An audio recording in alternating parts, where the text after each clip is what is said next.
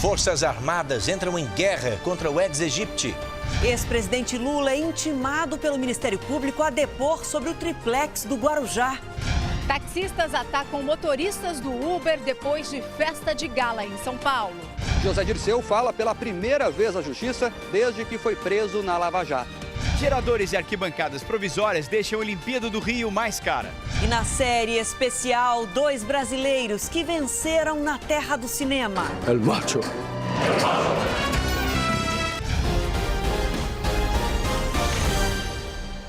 Olá, boa noite. Depois de quase 5 meses internado, morreu o menino de 7 anos que foi baleado durante uma briga de trânsito em Goiânia. Segundo o laudo da perícia, a bala que atingiu a criança foi disparada por um policial que passava pela rua no momento da confusão.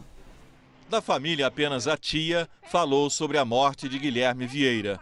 O menino tinha 7 anos e passou os últimos 5 meses de hospital em hospital. Ele passou por 4 cirurgias na cabeça, sem conversar, sem andar, 5 meses, ele sofrendo. No fim de agosto do ano passado, o pai de Guilherme se envolveu num pequeno acidente de trânsito com um motociclista. Os dois brigaram. Uma viatura da PM interveio e um policial atirou no carro e acabou atingindo o menino que estava no banco de trás. Esta imagem mostra o pai no meio da rua, desesperado, com o filho nos braços.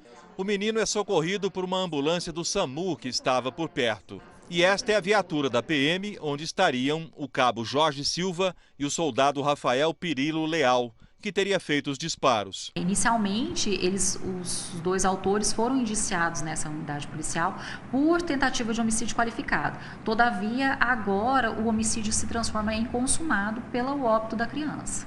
O cabo e o soldado ficaram presos por apenas 15 dias. Segundo a Polícia Civil, eles já tinham se envolvido em situação parecida 30 dias antes de atingir o menino Guilherme.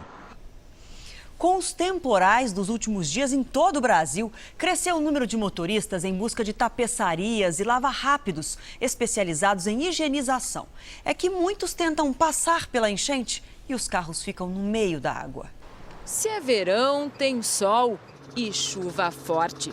Em poucos minutos, os temporais alagam bairros inteiros. As pessoas buscam abrigo, mas nem sempre conseguem salvar o carro. Prejuízo para os motoristas e mais trabalho em tapeçarias como essa em São Paulo. O movimento é grande em dezembro, janeiro e fevereiro. Veículos inundados chegam precisando de socorro. Só essa semana, mais de 20 carros vieram para cá para serem higienizados. Molha o feltro, carpete, espumas. E se você deixa principalmente os vidros fechados em 2 dias, você não aguenta mais entrar dentro do carro. Um serviço que não tem como deixar de fazer é a troca do feltro do assoalho. Isso porque a água dos alagamentos que entra é muito suja, acumula no piso e aí apodrece o tecido e o cheiro fica insuportável. Se a água subir muito, é preciso também trocar espumas, lavar o carpete e os tecidos. Um trabalho que pode custar entre R$400 e R$2.000. Neste Lava Rápido, também especializado em higienização, a procura pelo serviço aumenta 80% nesta época. São, em média, 50 carros por mês. Por um lado, é infeliz para aquele que está fazendo, sofreu o alagamento. Por outro lado, a gente vai prestar esse serviço para ele, justamente para tentar ele não ter a perda do equipamento que ele tem lá. A Justiça do Rio de Janeiro bloqueou as contas do governo do estado para pagar os servidores do judiciário. Hoje, num novo desdobramento dessa crise, parlamentares visitaram um hospital universitário que sofre com a falta de repasses. Diretoria, residentes e alunos se reuniram com representantes do Poder Legislativo. Eles planejam marcar uma audiência pública para tratar da pior crise que o Hospital Pedro Ernesto já enfrentou. A unidade pertence à Universidade do Estado do Rio de Janeiro. Nesse momento, esse hospital não funciona porque o governo do estado cortou recursos da saúde. O governador tem que decidir, ele quer que o hospital morra? O governador Luiz Fernando Pezão, por determinação da Justiça, foi obrigado a pagar em dia todo o funcionalismo a partir de hoje. O repasse de 39 milhões de reais para socorrer a Supervia, que administra os trens do Rio, em razão de dívida com a Light, foi citado pelo juiz como uma das medidas equivocadas do governo. Na decisão, o magistrado usa o termo farra com os gastos públicos, no momento em que o Estado vivia com a arrecadação dos royalties. O dinheiro público está sendo administrado de forma absolutamente irresponsável. Se gasta mais hoje do que se tem. Isso é um problema do governo. O servidor não pode pagar essa conta. Pelo menos os servidores do Judiciário começam a receber hoje o salário de janeiro. A partir de uma ação do sindicato, o juiz da 9ª Vara de Fazenda Pública decidiu bloquear 265 milhões de reais das contas do Estado para pagamento dos funcionários, sem que houvesse prejuízo nas verbas destinadas à saúde, educação e segurança. Não é uma crise financeira, a gente entende que é uma crise moral, porque quem governa o Estado e governa o Estado com o dinheiro que é da população, dos nossos impostos, tem que gastar esse dinheiro com o que é útil à população. Bom, em nota, o governo do Rio determinou à Procuradoria-Geral do Estado que recorra dessa decisão de bloqueio dos recursos. Taxistas cercaram motoristas do aplicativo Uber durante um evento em São Paulo e muitos foram agredidos. Outra vez, né, Adriana? Tumulto e depredação também no Rio de Janeiro. Por lá, a polícia precisou intervir nos 2 casos. Foi essa pedra que estilhaçou o vidro traseiro do carro.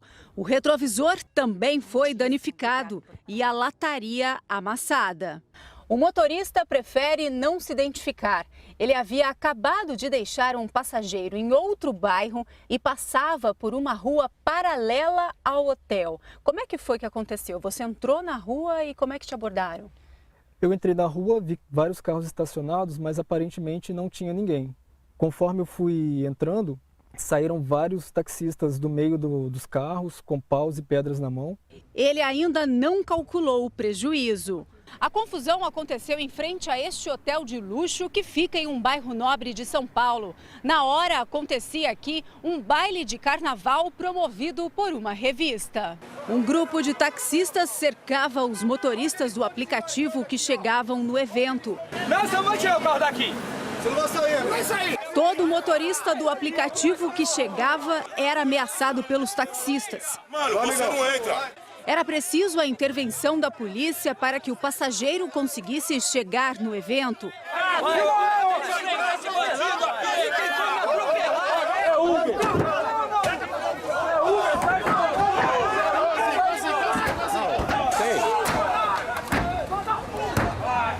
E foi assim a noite inteira.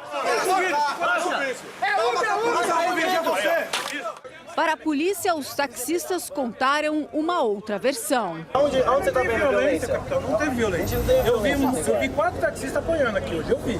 Um fotógrafo de uma agência de notícias também foi agredido pelos taxistas. Correndo dos taxistas que estavam correndo atrás de mim porque eu registrei eles quebrando o carro. A prefeitura abriu uma consulta pública na internet para saber o que a população acha do serviço do Uber. A proposta ficou na internet por um mês e recebeu mais de 5.000 contribuições, que serão analisadas por uma comissão. Os taxistas de São Paulo têm mais de um sindicato. Em um vídeo, o presidente de um deles ameaça o aplicativo e critica o prefeito Fernando Haddad. A Uber não vai trabalhar em São Paulo, Haddad. Confusão também no Rio de Janeiro. 2 carros foram danificados durante uma briga em um posto de gasolina na Lagoa, zona sul da cidade. Policiais militares foram até o local e tentaram acalmar os ânimos. Em Goiânia, o aplicativo começou a operar hoje. É a 7ª cidade a receber o serviço, mas ainda não é regulamentado. A prefeitura afirmou que vai fiscalizar e deve multar quem estiver exercendo a atividade. O elenco de Os 10 Mandamentos atravessou o tapete vermelho para a estreia do filme no Rio de Janeiro. Uma noite de gala para um evento especial, com direito a tapete vermelho e desfile de celebridades. A gente ficou tão feliz com o sucesso da novela e agora o filme. E sim, tem que se preparar da melhor maneira possível. Neste shopping do Rio de Janeiro, 4 salas de cinema exibiram os 10 mandamentos para convidados e o elenco do filme. É uma obra super consagrada e ter feito parte desse elenco vai ficar marcado na minha vida profissional eternamente. A consagração, a coroação de toda a nossa dedicação. O público lotou o cinema para acompanhar o filme, que tem cenas inéditas e um final exclusivo. A gente tem umas cenas inéditas onde a gente introduz o personagem de Josué 40 anos à frente, já mais velho, um general do exército de Israel pronto para invadir Canaã. Da poltrona de casa para a sala de cinema, a saga do povo hebreu, escravizado no Egito, continua a emocionar. Foi lindo, a gente vê na tela grande, é uma emoção bem diferente. A magia é diferente porque a novela já era muito cinematográfica, com uma luz cinematográfica, efeitos especiais cinematográficos. E agora na telona do cinema tudo isso fica amplificado, né? Fica ampliado, então é muito legal, é mágico.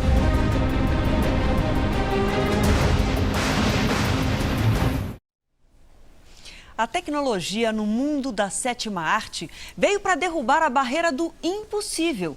Tudo pode se tornar realidade, pelo menos na tela do cinema. Já não há mais impossível, né? Não.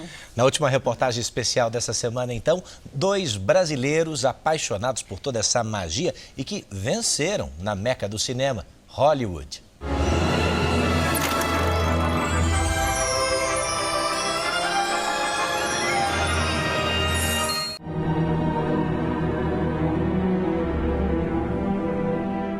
O que seria de Alice sem as plantas, a água e a sombria cor das ameaçadoras rainhas? Uma jovem atriz saltando de escultura em escultura em uma sala toda verde.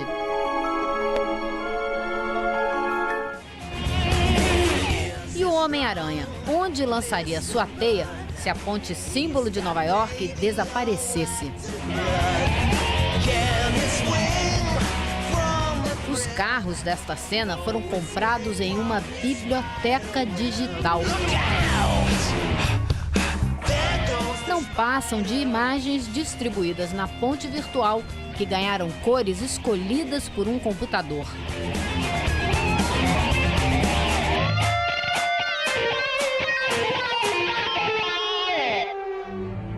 O País das Maravilhas de Alice também existe apenas nas máquinas da empresa do brasileiro Rodrigo Teixeira, em Hollywood. A tecnologia é assim, é o nosso martelo, né? São as nossas ferramentas para poder executar a visão.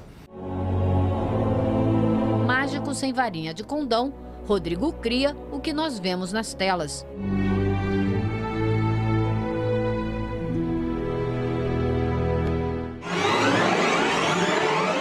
That's great. Já Heitor Pereira empunha a baqueta para fabricar emoções. Dave, Earth to Dave. You can leave now. Pode ser um copo apaixonado por uma xícara, sabe? Song as old as rhyme, Beauty and the Beast. Mas quem vai estar vendo essa história de amor é um ser humano. Então, o meu trabalho é mais ou menos fazer com que essa história de amor entre essas coisas inanimadas, sabe, te toquem. Primeiro tem que me tocar. Geralmente é bem escrito. E você vê que, pô, realmente, cara, eles se gostam. Com música, Heitor fez o mundo entrar no clima de romance entre os personagens de Jack Nicholson e Helen Hunt. Em Melhor é Impossível, o primeiro trabalho dele para cinema. You wanna dance? Well, I've been thinking about that since you brought it up before. Ele também conquistou a plateia com sons nas trapalhadas dos Minions. Heitor trabalhou com o cantor Pharrell Williams. Compôs as canções do filme gravadas por uma orquestra de 70 músicos e um coral El Macho. que seguiram as orientações bem-humoradas do brasileiro. ex-guitarrista da banda inglesa Simply Red e de cantores como Ivan Lins e Milton Nascimento, hoje ele pesquisa no computador.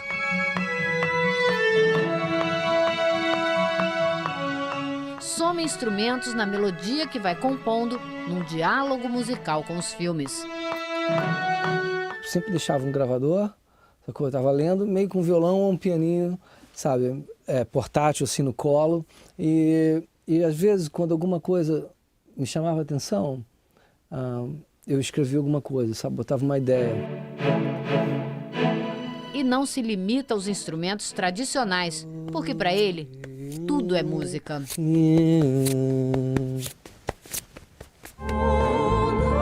No cinema, tudo é possível. Por mais que você tenha o time certo, você nunca sabe onde estão as variáveis. Então é uma montanha-russa constante. E Sin City foi um exemplo disso. Foi muito engraçado. Mas ficou lindo. Eu gostei muito, eu tenho muito carinho pelo Sin City.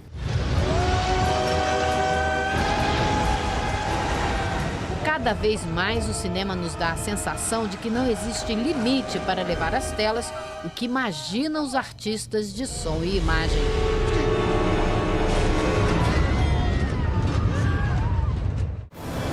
Foi assim também com 10 Mandamentos. Uma rua como outra qualquer da Califórnia. Uma casa de esquina sem nome na porta. Aqui dentro nasceu a cena mais impactante de 10 Mandamentos. A Record contratou uma empresa especializada em efeitos visuais para recriar a cena bíblica da abertura do Mar Vermelho.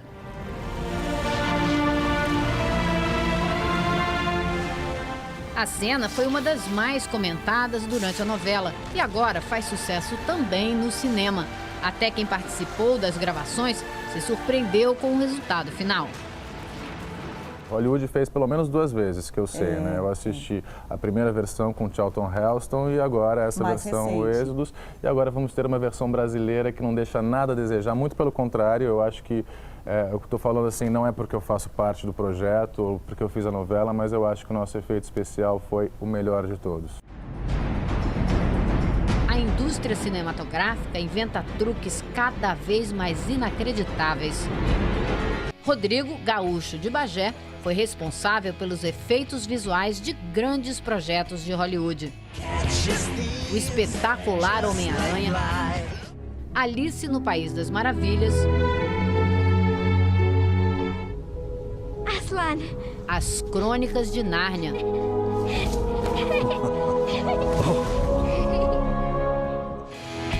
Mas não foi fácil chegar aqui. Aos 19 anos, ele desembarcou na Califórnia com $500 no bolso. E quanto tempo esse dinheiro durou? Ele não durou quase nada, porque no primeiro fim de semana eu cheguei numa segunda-feira. No sábado eu fui fazer cópia do meu material, então eu trouxe uma fita do Brasil, que era a minha fita master, a minha matriz, e fui fazer cópia desse material.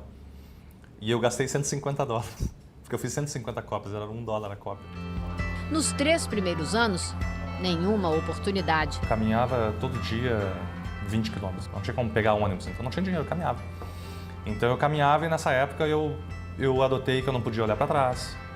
A outra parte era não olhar para trás e cada não que eu tomasse, eu achava que eu estava chegando perto do meu sim. Então eu falei, então tá, vou tomar não, vou continuar tomando não, e não quer dizer que o meu sim está chegando perto.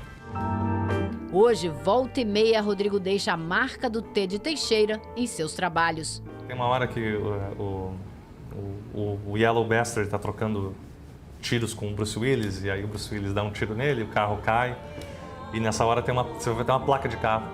E na placa de carro tem um T, e o T de Teixeira.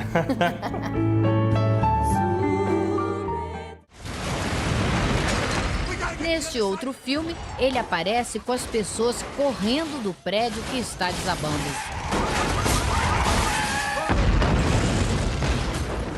O talento do brasileiro hoje é reconhecido nesta cidade que fascina, assusta e alimenta os sonhos de tanta gente. Aqui estão os grandes estúdios da indústria cinematográfica, que é parte fundamental da economia do país. Ela produz mais de 600 filmes por ano, o que garante quase 2 milhões de empregos e uma movimentação de 130 bilhões de dólares. O estúdio mais antigo e maior de todos redecorou a caixa d'água, marca registrada da empresa, com os heróis do momento. Gregório Bach é guia de turismo aqui dentro, mas está de olho. Pessoalmente, tenho aspirações para trabalhar nessa indústria, então um bom lugar para seguir essas aspirações, procurar desenvolver uma carreira para mim mesmo. Há um ano ele vê de perto como são feitos alguns passes de mágica.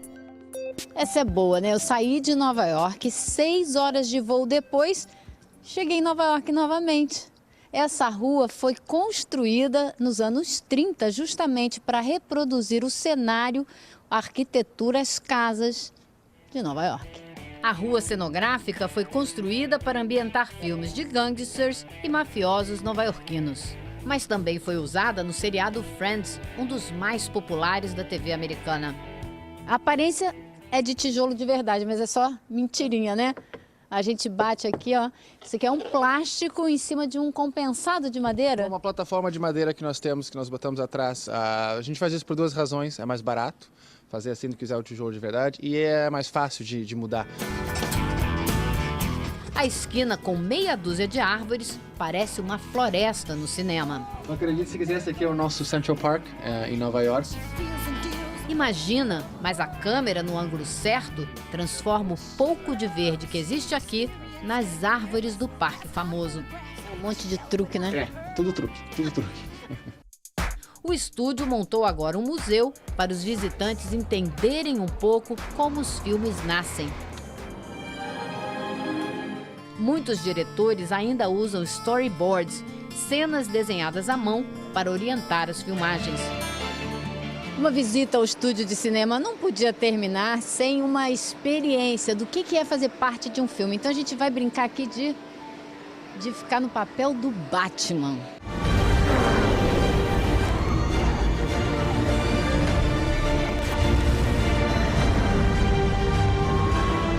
Embalada nesse sonho, muita gente tenta a sorte por aqui. And the Oscar goes to Hugo. Em 2012, Rodrigo e a equipe dele ganharam o Oscar pelos efeitos visuais de A Invenção de Hugo Cabret. O filme homenageia um mestre dos efeitos especiais do começo do século passado com o que há de mais avançado neste início de século XXI. Logo na abertura, ele sobrevoa Paris dos anos 20, recriada virtualmente. Vai entrando por uma estação de trem que, na verdade, não existe. Um trecho dela foi construído para servir de cenário.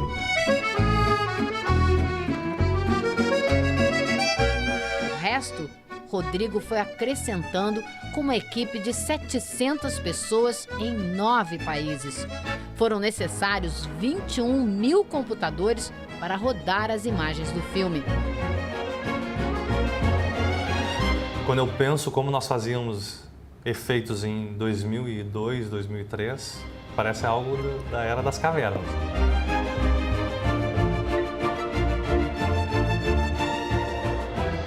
Tanta tecnologia de ponta, mas que às vezes surge de ideias ou objetos dos mais simples. Heitor cria no computador, mas mostra o quarto secreto onde busca inspiração. Que isso? Olha isso. Quantos instrumentos você tem aqui? Aqui deve ter mais, eu não sei, né, quantos? Deve ter uns 500, 1000, porque tem muitas coisinhas pequenininhas, se for pra contar todo mundo. É um presente da minha irmã. E entre tantos, ele mostra um dos favoritos. São só assovios, sacou? Então você... Cada um deles é um pássaro lá do Brasil. Aqui, Heitor busca matéria-prima para tocar e transportar para outros mundos quem embarca diante da tela. Here we are, beautiful Orlando. Passeios musicais se somam a outras viagens. Orlando. como as invenções de cidades inteiras, transformações impossíveis e aventuras inacreditáveis que se tornam reais com os efeitos de Rodrigo. Pura magia que funciona, e só funciona assim, com a soma da paixão de cada um desses incríveis artesãos do cinema.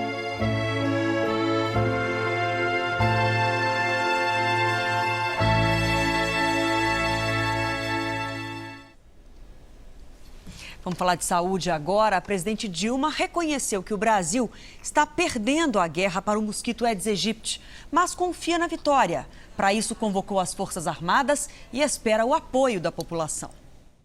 O exemplo vem de casa. Na residência oficial da Presidência da República, servidores da Vigilância de Saúde pulverizaram o inseticida que combate as larvas do mosquito transmissor da dengue, zika e chikungunya. Por ordem da presidente Dilma Rousseff, dependências do governo federal em Brasília passaram por um faxinaço. No Banco do Brasil, teve música ao vivo e distribuição de panfletos para alertar a população. Nas sedes dos ministérios, a ação contou com a ajuda do Corpo de Bombeiros. A gente está verificando locais com possível acúmulo de água, pratinho de plantas. A gente está orientando os servidores, tanto para aqui para o local de trabalho, como também na residência deles, né? Dilma acompanhou a limpeza no quartel dos fuzileiros navais e ouviu explicações sobre as técnicas de detecção e combate ao Aedes aegypti. A gente pega na água, se tiver a larva, você transfere a larva para a pipeta e joga ela para dentro do tubinho. Nos próximos dias, 3 milhões de residências em todo o país serão visitadas por militares das Forças Armadas treinados na prevenção à dengue. Nós somos uma organização de defesa do país, organizações de combate, mas subsidiariamente nós fazemos ações na área de saúde, de educação, de ação social. A presidente recebeu uma outra boa notícia do governador de São Paulo. Na segunda-feira, o Instituto Butantan inicia testes de uma vacina contra a doença. Nós esperamos agora, no mês de fevereiro, fazer as primeiras vacinações de voluntários no Hospital das Clínicas contra os 4 tipos de vírus, 1, 2, 3 e 4, com apenas uma dose. Além de Geraldo Alckmin, governadores do Rio de Janeiro, Pernambuco, Paraíba e Bahia participaram de uma videoconferência com a presidente sobre o combate à dengue nos estados. Aos jornalistas, Dilma negou que a declaração do ministro da Saúde, Marcelo Castro, de que o Brasil está perdendo a guerra contra o Aedes aegypti, teria causado mal-estar no governo. A imprensa me pergunta se eu sou contra dizer isso. Eu não sou contra dizer isso. Eu não vou dizer que nós estamos ganhando a luta. Se eu dissesse que nós estamos ganhando a luta, nós estaríamos numa fase mais avançada. Agora, nós vamos ganhar a luta, é outra coisa. Nós vamos ganhar esta guerra. Em Belém, o combate ao mosquito com o apoio das Forças Armadas já começou. Cerca de 100 militares vistoriaram casas na periferia da capital paraense e encontraram criadouros do Aedes aegypti. Soldados do Exército e agentes de saúde partem juntos para o trabalho em campo. A missão é combater o mosquito Aedes aegypti, responsável pela transmissão da dengue, chikungunya e zika vírus. Eles entram em uma oficina mecânica na periferia de Belém e de cara encontram larvas em uma poça na calçada, por onde todo mundo passa. A gente tem que estar observando em todos os lugares, inclusive em poças como essa. No mesmo local, pneus escondiam um perigo e foram esvaziados. 356 cidades do país com altos índices de infestação vão receber o reforço de mais de 200 mil homens das Forças Armadas que vão ajudar nessas vistorias. O trabalho vai durar 3 meses. A prioridade é visitar os bairros onde houve casos das doenças. Só aqui em Belém, mais de 100 militares participam da ação. A presença do militar fardado dá uma maior credibilidade, né? Facilitou bastante, porque a própria população, né, vendo a presença deles, chamam até nós ou propriamente eles, né, para entrar na residência, né? Dona Rosa abriu as portas sem cerimônia e recebeu elogios dos agentes de saúde. Na casa dela não havia nenhum local com água parada. Até uma tampinha de garrafa, eu pelo menos jogo fora logo. Certíssimo.